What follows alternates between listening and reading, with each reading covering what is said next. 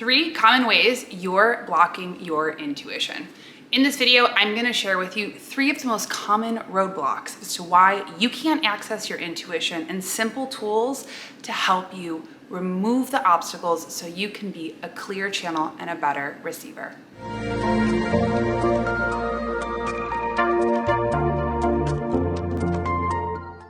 You, at your core, are a vibrational being. Everything in our world is vibration. If we slow things down, we recognize that things that are solid, like this chair that I'm sitting on right now, are a bunch of atoms that are vibrating at a certain frequency that allow this to be something that is solid. And you too have an innate vibrational sound system. And that's how we're informed. It's your intuition, and it speaks to you in the present moment. It's connected to, it's the voice of your spirit, it's connected to your heart, connected to your truth, to deep self-love, and is your innate divine compass in life. Often when I talk to my clients, there's a lot of misconception because like intuition is something that's coming out from out over here. Nope. Intuition is innate. And the way that we receive this vibration, the way that we hear our intuition is through the portal of our physical bodies. Now, if you're somebody who's new to intuition, maybe this is something as a way that you've practiced and navigated for a long time, but you're trying to get intuitive guidance on something, but keep finding your way blocked.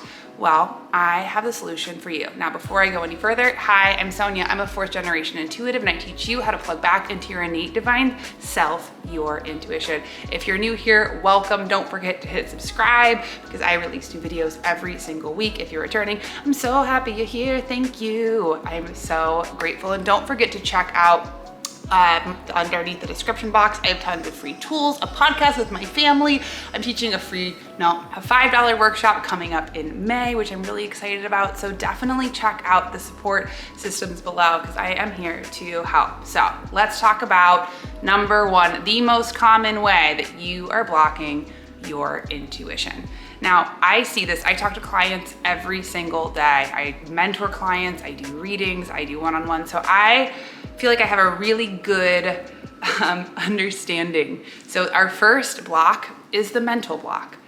Oftentimes our mental state, we think of ourselves as not intuitive, as intuition as something that is special, something outside of us. We might even have different blocks when we think about our programming. If you came from a religious family, if you came from a family that really values fact and information, mental blocks show up a lot.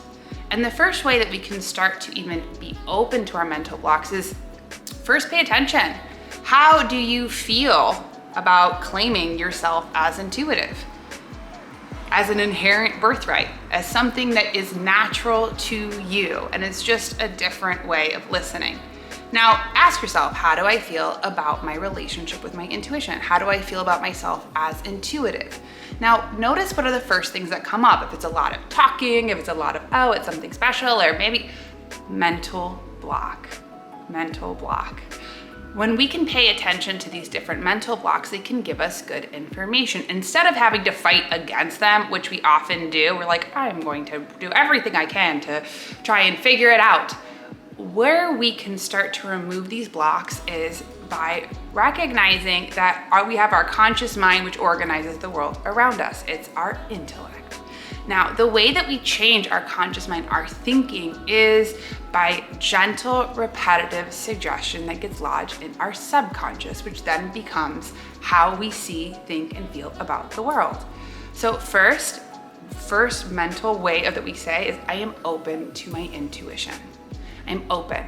The moment that you state that, I am open to my intuitive self, we put ourselves into a state of listening. Just when you're like, I'm open to a new experience, I'm open to new information, I'm open to something that's outside of my realm of expectation, then everything in us starts to listen. Oh, I'm available, I wonder what my intuition will say. I'm open to it.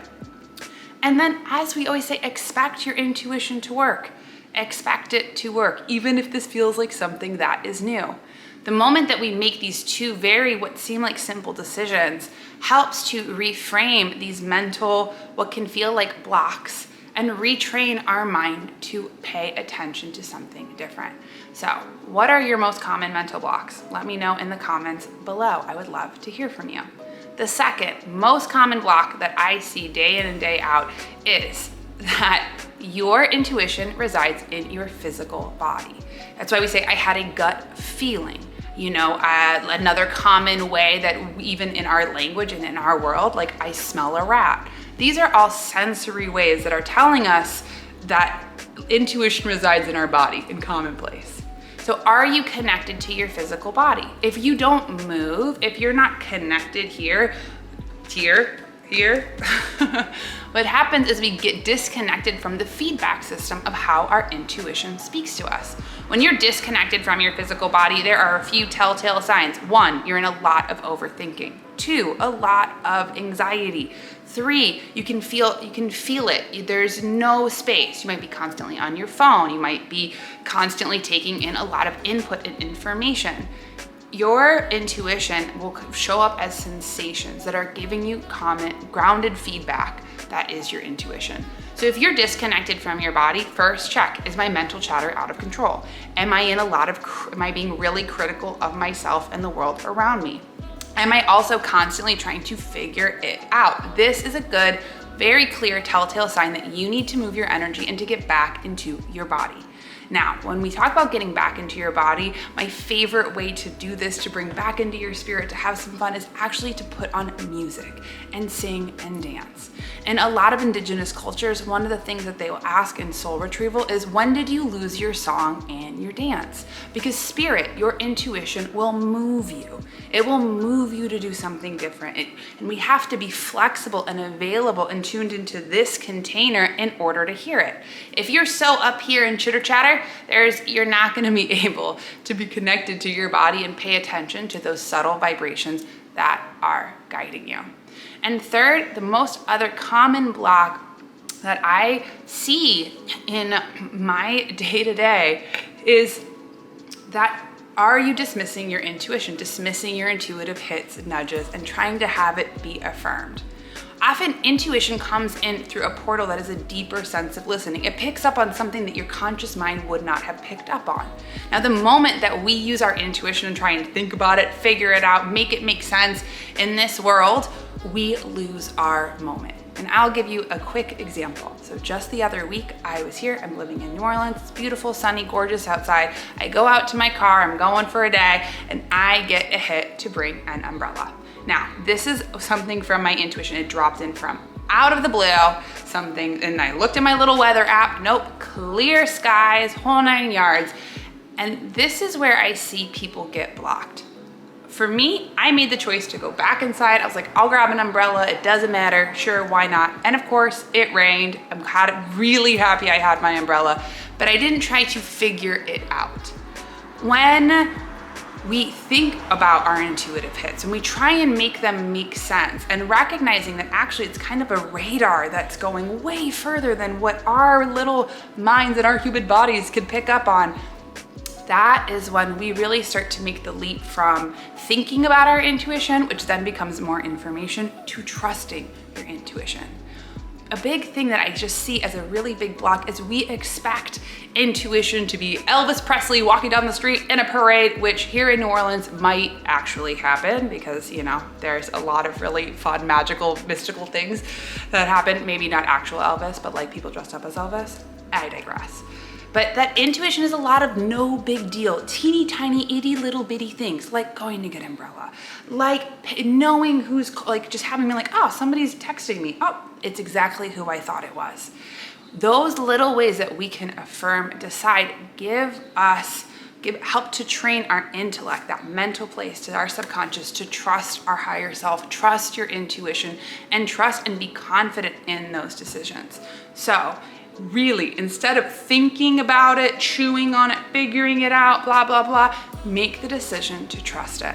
Now, I really encourage you, let me know what were the most common for you of these common roadblocks, and use these different tools every single day and notice how it creates a shift. I'm open to my intuition. I expect my intuition to work. I trust my intuition, I act on my intuition, right? 1, 2, move my energy every single day, which allows me to move with the energy of your intuition because spirit moves you.